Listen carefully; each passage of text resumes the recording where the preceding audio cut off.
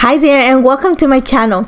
Today's project is for the Vicki Boutin design team, and first of all, Happy New Year. I know it's been a long time since I've actually uploaded a video to my channel. I've been quite busy and we'll talk about it more in a little bit. So today's layout, I am actually using Fernwood.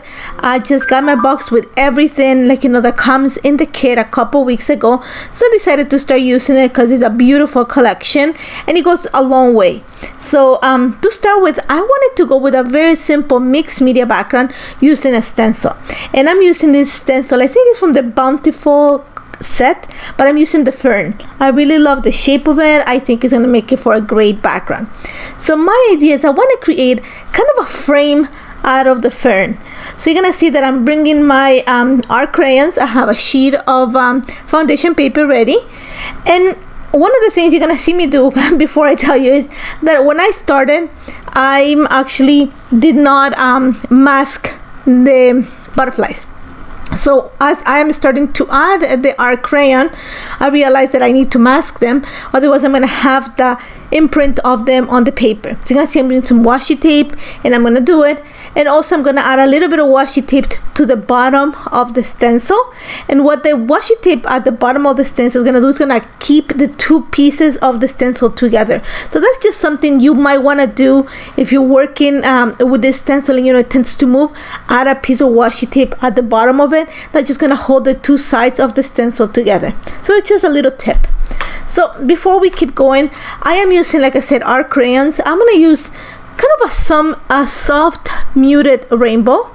So I'm starting with scribbling the art crayon on a piece of acrylic. I'm actually scribbling on a piece of on the cover of the foundation paper, and I'm using my stencil brush. So you're gonna see that I'm going on a circular motion on top of the scribbled art crayon. That's just gonna pick up the pigment on my brush, and then I'm gonna go in a circular motion on top of the stencil, and that's gonna deposit the art crayon and create the impression. Along the way, I am gonna give it a spritz of water. That's just gonna activate the pigment, make it more pigmented, even though it sounds redundant, make it darker. Okay, so again, I did that on the one side. I'm gonna flip the page and I'm gonna do another one of the impressions of the fern on the opposite side of the layer. And you're gonna see that I'm gonna play with the positioning of the fern.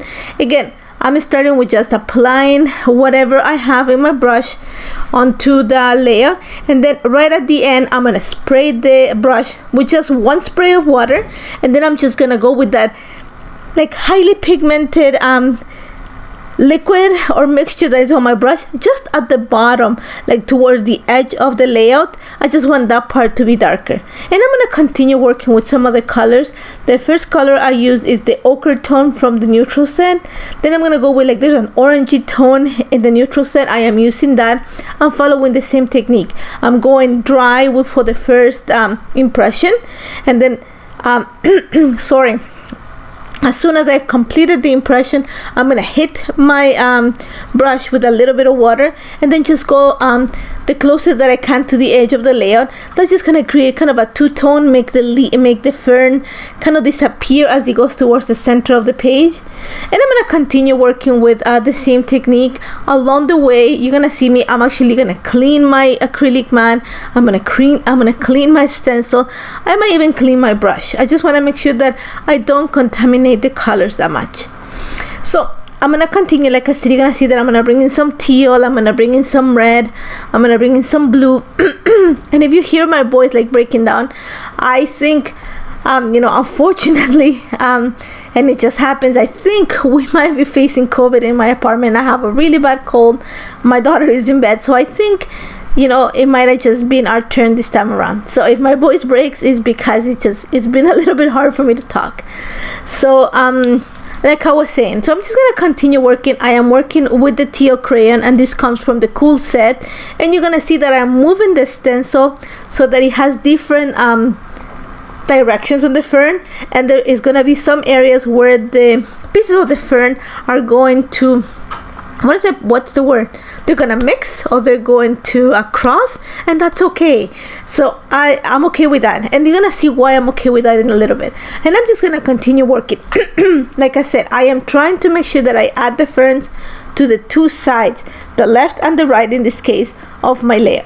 So like I said, I went with like that ochre tone and that orange tone from the neutral set. Then I went with the teal from the cool set. I am bringing this, I think it's like a red kind of maroon tone from the warm set, and I'm gonna mix it with a little bit of the peach crayon just to bring more of like a kind of a corally tone. I am actually gonna use some of the blue. I'm gonna mix it with some of the navy crayon just to bring some of that more depth of color, and I'm gonna use also the fuchsia crayon that's gonna give me kind of a fuchsia purple. So those are the colors that I'm working with, and you're gonna see them because my apologies, because you're gonna see them as I work with them. And like I said, it's very simple. You just have to scribble the crayon on a piece of acrylic in this case, or your mat, whichever one you have at hand. Use your stencil brush to collect their crayon, and then go on a circular motion on top of the stencil to create the impression. I am going with my stencil brush dry on the first pass, and it's gonna create a soft impression, and then I'm gonna hit my brush with a little bit of water, and then just go with that I'm gonna say like more pigmented mix just closer to the edge of the page. So it's gonna give me kind of a two-tone fern. That's the best way that I can put it. So while I'm working on this, because it took me a while, I'm gonna talk to you a little bit why I stopped making videos. And I did not stop them, I just did not add them to my channel. I created them for manufacturers, because that's some of my contracts with them has a lot to do with videos, and I've been doing a lot of Facebook lives for Pink Fresh Studio and also for scrapbooking cards, and I love them. But there was also a lot. I was very tired too at the same time, and it's just, I love this hobby. I love scrapbooking. I love it. I love memory keeping in itself. But I found it that I was doing a lot of layouts, and I love them. But my main way of documenting is a small format. I documented a traveler's notebook. I document in 6x8. Every day, life goes in a smaller format. So I found it that it was just it was taking the pleasure away from this. So I needed to step back. So I did that, and it was good. It was good for me. It was good for me.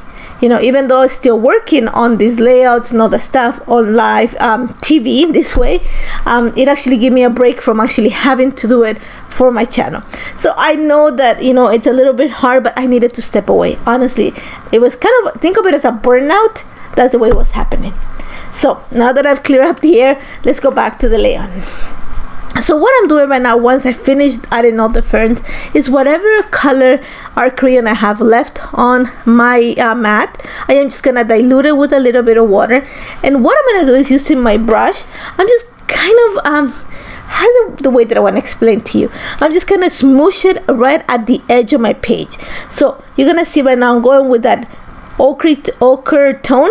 I'm just getting some of that watercolor, and I'm just literally scribbling it with my brush. So it's gonna be like a messy watercolor. It's gonna move some of the art crayon that I deposit right at the edge, that fern shape. It's gonna blur it a little bit, and then I'm gonna add some splatters.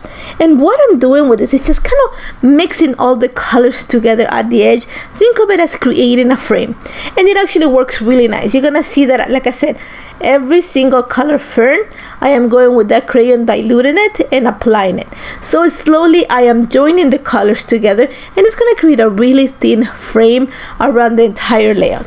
And you're going to see it right now, especially at the bottom when I have that white space in between. I'm just going to stretch it, and then when I get to the blue, I'm going to do the blue part and stretch it, so it creates this tiny kind of a distressed edge, and I love that. So again, I'm gonna continue. I'm gonna bring all the colors that I have of crayons. I'm diluting them. My apologies, like I said, my throat is really scratchy.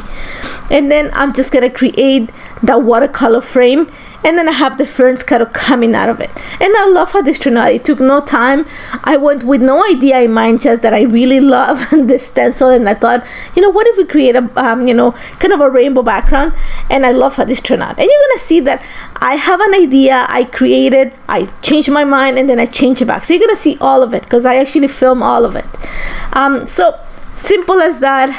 Like I said, created the impression. All I'm doing right now is just kind of using the watercolor just to kind of erase, soften the edges. I'm creating a soft watercolor edge, and I'm adding splatters. And once that's all ready, I'm gonna set it aside, let it dry, and then I'm gonna come back. I'm gonna set it aside and then work. And it took no time to dry because it's like a dry application of our crayon, but I wanted to make sure that it was completely dry before I continue working.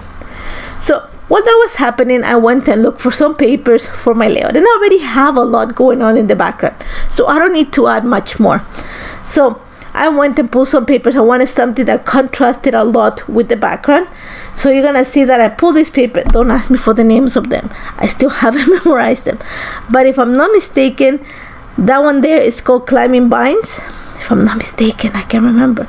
And I'm gonna cut around a 4-inch strip by 8 out of it, and that's gonna be the one that's gonna anchor the pictures onto the layout. And you're gonna see that I'm building my layout right now with the ferns on the right and left of it, and I like it. There's quite a bit of negative space, like, you know, the white space, and I like it. And I'm gonna build my entire layout this way. So I went into the to the ephemera, the icon pack, and I'm pulling some of those little weeds. I love them. Like, I love fall collections, and I love this collection. And you're gonna see that I even went through the birds. And if you guys know anything about me, is that I do not like birds. It's something that you know, my apologies, I'm not a fan of birds. But even I actually thought about adding a bird onto my layout. I know, I think the break was a good thing for me. That's all I have to say. And then when I cut a little piece of paper, this pink paper, I wanted something that contrasted, but at the same time was gonna soften that dark teal. So I'm just gonna play with paper, simple layers. I don't want anything complicated. I already have that colorful background, so I need to find a way to complement it and contrast it without taking over that. Okay, so that's what I went with, simple layers. And I have two pictures. These are my kids. I think a couple years ago we just go sorry where we live in Toronto, we live right at the edge. Our apartment faces the Humber River, so we are able to go for walks along the riverbank just from the back of our building. So this is one of the walks we took, and I took some pictures of my kids on the way out. So like I said, I'm just playing with the ephemera, the journaling ephemera. Because I have brand new packages, everything is available, so it was really easy to mix and match and put it all together. So I pretty much have the idea what it's gonna look like. I take it off camera just to flip it, and for some bizarre reason I decided that I'm gonna flip my page. And what I mean by that is, instead of having the ferns on the left and on right hand side of my layout, I flip it so that they're on top and bottom of my page. Don't ask me why. I thought it would look better. I thought it was gonna frame, you know, the picture better. And I keep building my layout. Like I said, I already had built it. Like, you know, I added my journaling pieces. I'm adding those little clusters of the, like the fern, not the ferns, it's just like wildflowers to the right of the pictures, and that's wanna be kind of the sentiment. Is just captured the moments, so I'm gonna just put it there. I like the fact that it just kind of creates that cluster, so I need to create another one that kind of contrasts and complements. Remember, you need to create a visual triangle, so I'm gonna add another cluster of ephemera and embellishments on the top left corner of the pictures, and I'm using some journaling ephemera for that. And I actually struggled with this one here because I wanted to add like something like another fern or something like another wild flower, and none of them matched. So I went into the sticker tablet and I found this gold this gold fern, and I thought that actually worked really nice. It just brought the background and some shine onto the page. So then I had to go find some more gold pieces just to make sure that, like, you know, everything goes together. And again, I'm just adding embellishments. My layout is pretty much cemented, So you're gonna see that I bring little pieces from every single piece of my collection. I'm even bringing those washi stickers, and I know they're hard to peel. So what I did is I actually take it out, and it comes with a little bit of a backing from the paper, and then I use one of my weeding tools just to pull the paper, and that just leaves me the sticker by itself. So it makes it easier for me to use them. And then I think that's pretty much it. And then I'll go ahead and add a title.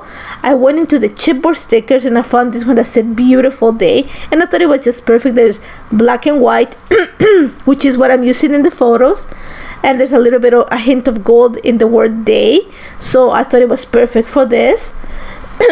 Sorry, and my throat is really scratchy and dry. So all I'm doing is right now just adding a few more accents. I'm trying to find things that have that gold accent just to tie all the pieces together on this layout. And like I said, I even consider the birds. So, you know, I think, like I said, the break was a good thing for me, because even though I don't do birds, these ones started to look really cute in this layout. So, you know, I know I just have to make fun of myself that way. So I'm just finishing it, and I like the way it turned out. Like I said, what I had a hard time was adding something to the top left corner of the layout that is just gonna elongate that side.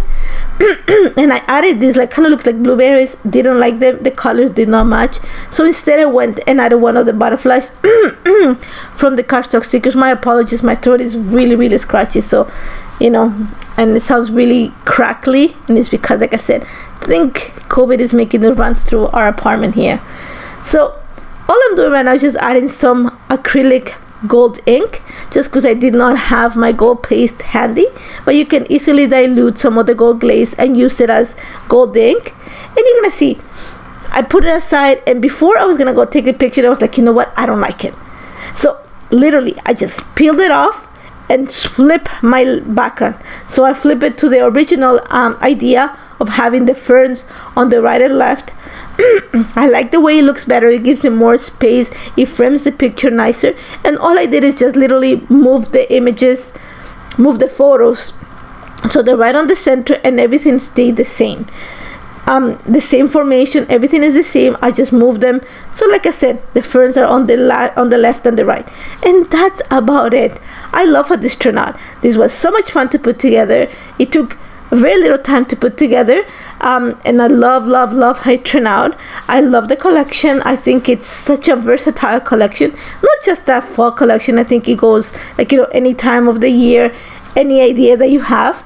And as always, if you have any questions, don't hesitate to contact me. Remember that I'll be happy to help you with anything. Thank you so much for joining me, and I hope next time I see you, I actually don't have a scratchy voice. So take care, guys.